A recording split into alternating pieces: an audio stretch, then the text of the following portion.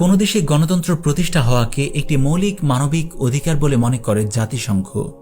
বিপরীতে শরিয়াহ আইনের প্রতিষ্ঠাকে তারা দেখে মানবাধিকার লঙ্ঘন হিসেবে।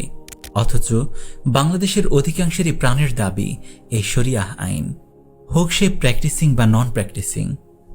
2011-12 সালে যুক্তরাষ্ট্রের গবেষণা প্রতিষ্ঠান পিউ রিসার্চ সেন্টারের জরিপ অনুসারে বাংলাদেশের প্র্যাকটিসিং মুসলমানের মধ্যে 88%ই শরিয়াহ আইন চান। অন্যদিকে ধর্ম পালনে নিয়মিত নন এমন 79% ব্যক্তিও শরিয়াহ আইনের পক্ষে। এলজিবিটি মতবাদকে জাতিসংঘের মানবাধিকার কমিশন একটি অধিকার হিসেবে দেখে, যা এই দেশের সংস্কৃতি ও মানুষের চাওয়ার সাথে সম্পূর্ণ সাংঘর্ষিক। প্রশ্ন হলো, দেশের মানুষ যা চায় সেটা বাস্তবায়ন করতে না দিয়ে তারা যা চায় না তাদের উপর সেটাই চাপিয়ে দিয়ে কিভাবে মানবাধিকার রক্ষা করা যেতে পারে? তাছাড়া জাতিসংঘের স্থায়ী 5 সদস্যের যে কোনো সিদ্ধান্তে ভ্যাটো প্রদানের সক্ষমতা রয়েছে, যে ভ্যাটো ক্ষমতার বারবার প্রয়োগ করে আমেরিকা গাজা ইসরায়েল যুদ্ধ বন্ধ হতে দেয়নি।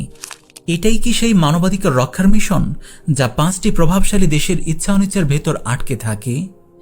এটাই কি মানবাধিকার রক্ষার পরিষদ যা 5টি দেশের ইচ্ছা অনিচ্ছাকে অন্য সকলের উপর চাপিয়ে দেয়?